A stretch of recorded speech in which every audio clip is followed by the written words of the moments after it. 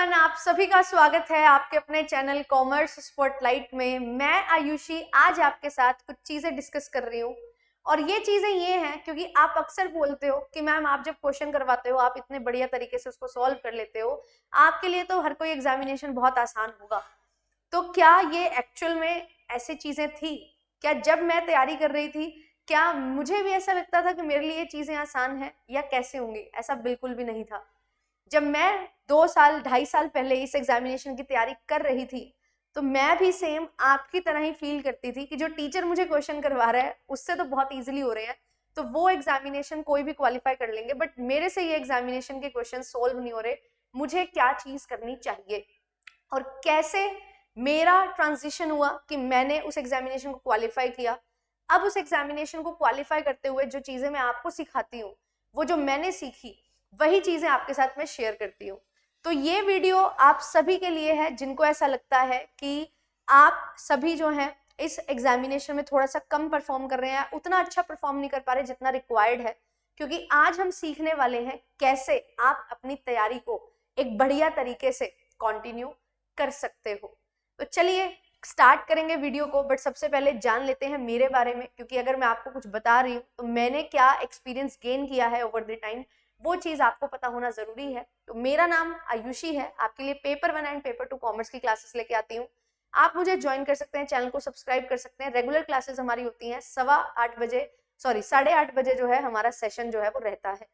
And मैंने अपना masters किया है फाइनेंस में from KUK Kurukshetra university and net JRF qualify किया था 2022 में।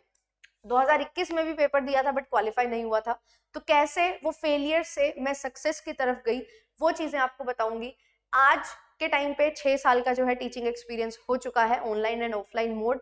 कॉमर्स के लिए आपके लिए क्लासेस जो है कॉमर्स स्पॉटलाइट चैनल पे हैं, तो आप लोग फॉलो कर सकते हैं।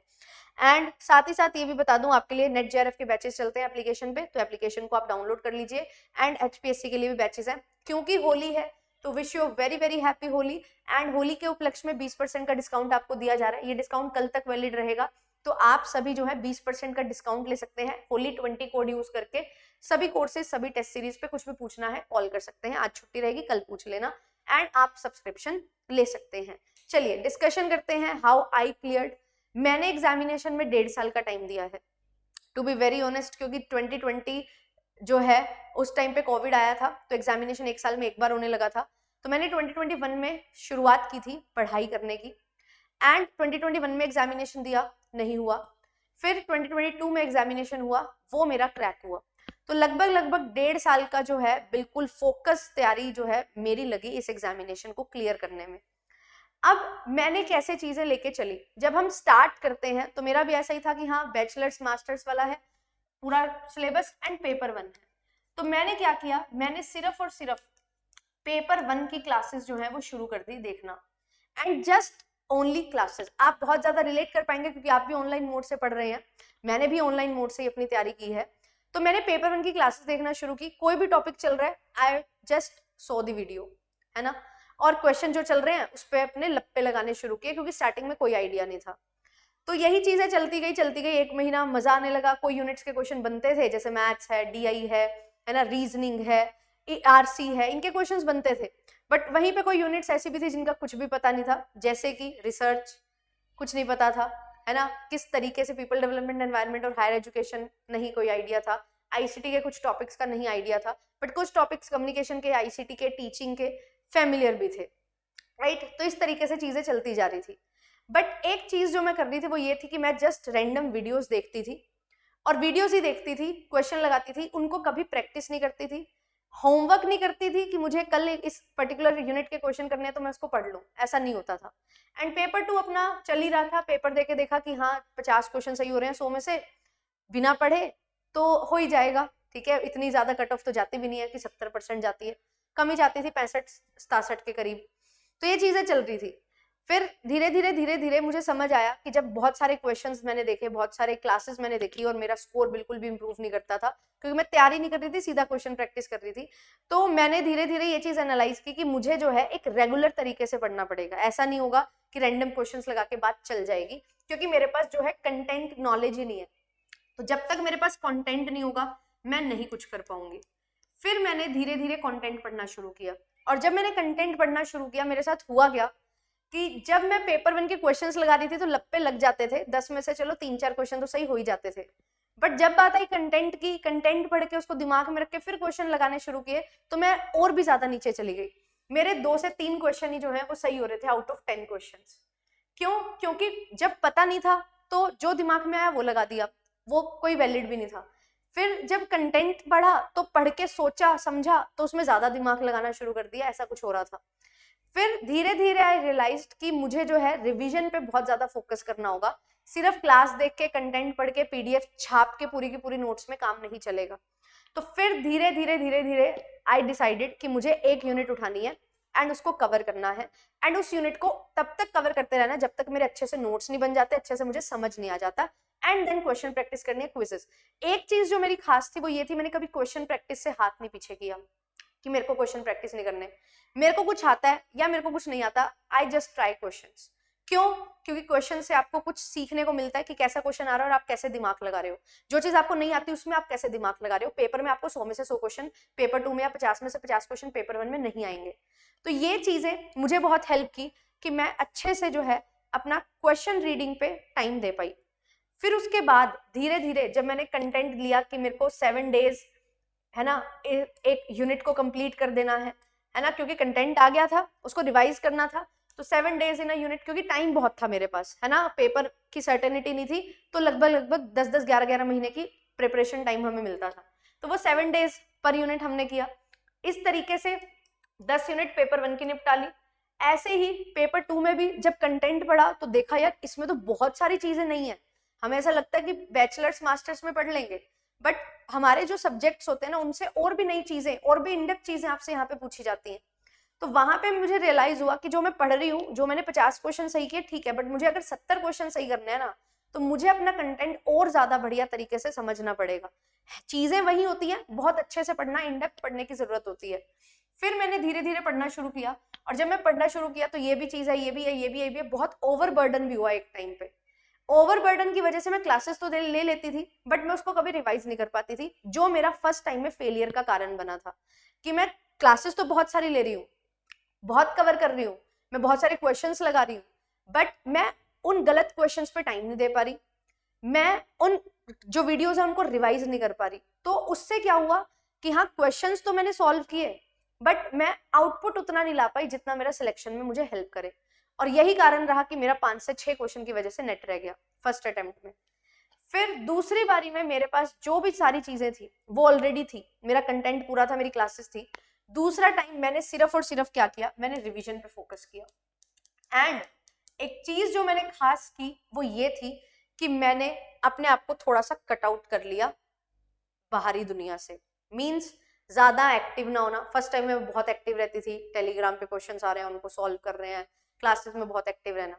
फिर आई रियलाइज कि मुझे थोड़ा सा अपने आप को टाइम देना है फॉर रिविजन। तो मुझे हर चीज मेरे पास अब आ चुकी है, I have my classes, I have my content, मुझे सिर्फ रिवाइज करना है। तो मैंने रिविजन पे फोकस किया, क्वेश्चन प्रैक्टिस पे फोकस किया। एंड अब क्वेश्चन प्रैक्टिस पे सिर्फ ये नहीं कि रैंडम क्वेश्चंस लगाए, बट जो क्वेश्चन गलत हो रहा था उसको मैंने अच्छे से समझा। अब कोई भी पर्टिकुलर वीडियो में मुझे क्वेश्चन प्रैक्टिस करवाए जा रहे हैं, पहले मैं क्या करती थी, क्वेश्चन आंसर चलो काम खत्म, एक्सप्लेनेशन पे ज्यादा टाइम नहीं देती थी। अपनी मास्टर साथ साथ चल रही थी तो क्वेश्चन लगाया, खत्म किया और अपना दूसरा काम किया। बेसिकली कम समय में क्वेश्चन प्रैक्टिस करने की कोशिश करती थी मैं, जिसकी वजह से मेरे को फेलियर मिला। एंड फिर बाद में अगर मैं 10 क्वेश्चन लगा रही हूँ, 10 के 10 का डिटेल एनालिसिस जैसे मैं आपको करवाती हूँ वैसे किया मैंने, जिसकी वजह से मेरे बहुत सारे कंसेप्ट बार बार रिवाइज हुए। एंड एग्जामिनेशन में वो लिंक सारी चीजें करती गई, जैसे क्वेश्चन आया वो कंसेप्ट याद आया, वो सारी चीजें याद आई, एंड मैं अच्छे तरीके से अपना आंसर जो है वो करेक्ट कर मार्क कर पाई। तो यहाँ पे जो गलत आंसर हो रहे हैं वो क्यों हो रहे हैं, उनको एनालाइज करना बहुत ज्यादा जरूरी है। दूसरी चीज रिवीजन करना जरूरी है, एंड कंसिस्टेंसी के साथ जरूरी है। अगर आपने एक यूनिट उठा ली और उसके 2 टॉपिक उठा लिए तो 2 टॉपिक करने ही हैं, आप उनको स्किप नहीं कर सकते। This is very very important. तो यही चीज जो है मैंने की, और यही चीज आपको करनी होती है। यही चीज करने से, बार बार रिवीजन करने से, रिवीजन सिर्फ और सिर्फ वीडियोस की नहीं, रिवीजन वीडियोस प्लस नोट्स की, ठीक है, जब आप वीडियो को रिवाइज करते हो आपको लगता है आपको सब आ गया, बट एक बार नोट्स को भी रिवाइज कर लेना चाहिए, देन उसके बाद क्वेश्चन प्रैक्टिस करने चाहिए, जिससे आपको बहुत सारी चीजें समझ आएंगी। एंड एक और खास चीज जो थी, पहली बारी में मैं हर चीज करने की कोशिश कर रही थी, और अगर कोई चीज नहीं कर रही थी तो उसको नहीं कर रही थी। जैसे people development, environment, higher education बहुत ही मुश्किल से मैंने थोड़ा थोड़ा पढ़ा था। इंडियन लॉजिक मैंने कहा छोड़ो इसको।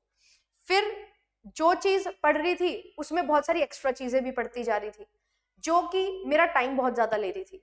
तो अल्टीमेटली हुआ ये, जो पढ़ना चाहिए था वो नहीं पढ़ा, जो नहीं पढ़ना चाहिए था उस पर भी फोकस किया, काम खराब। फिर मैंने रियलाइज किया कि जब हम प्रीवियस ईयर लगा रहे थे ना, पिछले 5 साल 6 साल के, तो वो जो प्रीवियस ईयर थे मैंने उन क्वेश्चंस को लगाया 2021 तक के, 18 से लेके 21 तक के क्वेश्चंस थे मेरे पास। इन क्वेश्चंस को लगा के मुझे कुछ टॉपिक्स हैं जो दिखाई दिए बहुत बार रिपीट हो रहे थे, बार बार वही टॉपिक्स रिपीट हो रहे थे। क्योंकि मैंने फिर लगातार ये क्वेश्चंस लगाया 18 से लेके 21 तक, और मैं ये बार बार प्रैक्टिस में वही क्वेश्चन रिपीट जो हो रहे हैं वो कर रही हूँ, तो वो क्वेश्चंस मेरे जहन में बैठ गए, वो टॉपिक्स मेरे जहन में बैठ गए। एंड फिर जब भी रिवीजन करनी होती थी उन टॉपिक्स की सबसे ज्यादा रिवीजन होती थी, और वही टॉपिक्स ने हेल्प किया मुझे। मेरे पेपर में बहुत ज्यादा मार्क्स नहीं आए, बट यस 50 में से 31 क्वेश्चन मेरे सही हुए इनकी वजह से, और मेरा ज्यादा फोकस मेरे पेपर 2 पे था, टू बी वेरी ऑनेस्ट। तो पेपर 2 में I was able to get 68 questions correct. मेरा टारगेट 70 क्वेश्चन पेपर 2 में था और 30 से 35 क्वेश्चन पेपर 1 में, एंड मैंने उस चीज को अचीव कर लिया। 99 क्वेश्चंस के साथ मेरा सिलेक्शन हो गया। अब आपके मन में एक चीज आएगी कि मैम अब तो कट ऑफ ज्यादा हाई जाती है, 105 क्वेश्चन पे गई है, तो कोई इशू नहीं है। मैंने इस बार पैटर्न चेक करने के लिए ये पेपर भी दिया था, एंड पैटर्न चेक करते हुए एक चीज जो मुझे बहुत अच्छे से समझ आई, मैंने 1.5-2 साल से मैथ्स, रीजनिंग और डीआई के अलावा ज्यादा पेपर 1 नहीं पढ़ा है। स्टिल जो मैंने अपने टाइम में पेपर 1 पढ़ा था उसके बेसिस पे I was able to crack 33 to 34, exact मुझे याद नहीं, 33-34 क्वेश्चन जो हैं मेरे सही हुए। हाँ ऑब्वियसली डीआई केस में 5 क्वेश्चन थे, एमआर केस में 5 क्वेश्चन थे, एंड रीजनिंग के जो है यहाँ से मेरे 3 से 4 क्वेश्चन सही हुए हैं। फैलेसी वगैरह वाला टॉपिक नहीं रिवाइज था तो नहीं हुआ। हाँ ये क्वेश्चंस मान लो कि चलो आपके मैम 10 क्वेश्चन तो होने ही थे, 10 में से 40 में से बताओ, हाँ आरसी भी बिल्कुल सही हो गया क्योंकि वो भी सिंपल है। बाकी जो मेरी 6 यूनिट्स थी उन 6 यूनिट्स में से भी मैं अपनी तैयारी के टाइम जो पढ़ के गई थी उसके बेसिस पे मेरे क्वेश्चन सही हुए। इसका मतलब ये है कि आपके पास हर बार नए क्वेश्चंस तो आएंगे, बट वो 30 क्वेश्चंस जो होते हैं ना वो हमेशा आपका बेस रहते हैं, और वो हमेशा ही सेम हमेशा और हमेशा आपको देखने को मिलते हैं।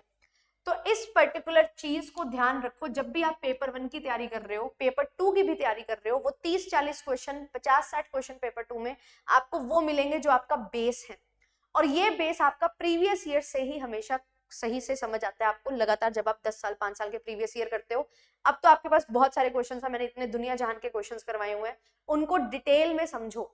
आपका टाइम वहां पे लगेगा बट एक्चुअल में रिजल्ट्स वहीं से आएंगे। मुझे ये चीज बहुत हेल्प की। मुझे ऐसा लगता था कि यार बार बार टीचर जो बता रहा है वो क्यों सुनना, आता तो है ही नहीं, सुनो उसको, उसको सुनोगे तो आपके दिमाग में वो चीज बैठेगी। और ऐसे नहीं कि बस सुनने के लिए सुन लिया, एक्टिवली इन्वॉल्व हो, एक्टिवली एंगेज हो उस डिस्कशन में, उस कॉन्वर्जेशन में या उस क्लास में जो टीचर आपसे बता रहे हैं, आपको बोल रहे हैं, सो दैट आपका दिमाग फिर प्रोसेस करे। दिमाग प्रोसेस करेगा तभी एग्जामिनेशन में भी दिमाग प्रोसेस करेगा। एक और चीज जो मैंने की थी वो था मेरा मॉक टेस्ट। जैसे मैंने बोला क्वेश्चन बहुत सारे प्रैक्टिस करती थी, यस 100 से 150 क्वेश्चन मैं और मेरी फ्रेंड 2 से 3 घंटे में सुबह 6 से 8, 6:30 से 8:30, 9 ऐसे करके हम ये करते थे। और मॉक टेस्ट में मैंने 150 क्वेश्चन एट अ टाइम लगाना शुरू किया, फिर उसको एनालाइज भी किया, और जो मैंने पुराने पेपर लगाए थे ओल्ड मॉक टेस्ट उनको दोबारा से लगाया, रिपीट किया, और ये देखा क्या अब मेरी गलती वही सेम हो रही है या नई गलती हो रही है। तो मुझे देखने को मिला इंप्रूवमेंट, कि पहले मेरे को जो क्वेश्चन नहीं आते मैं लप्पे लगा रही थी, अब मैं उसको समझती हूँ, अंडरस्टैंड करती हूँ, देन उसका आंसर देती हूँ। टाइम आपका मैनेज हो जाएगा, एक्यूरेसी पे पहले फोकस करो, स्पीड ऑटोमेटिकली आपकी बढ़ जाएगी। पहले मैं क्या करती थी, स्पीड पे फोकस करती थी, एंड कभी कभी ऐसा होता है टाइम कम होता था तो कोशिश करती थी 1 घंटे में 150 क्वेश्चन हो जाए, ऐसा नहीं होगा। 2 घंटे में 150 क्वेश्चन हो जाए, ऐसा नहीं होगा।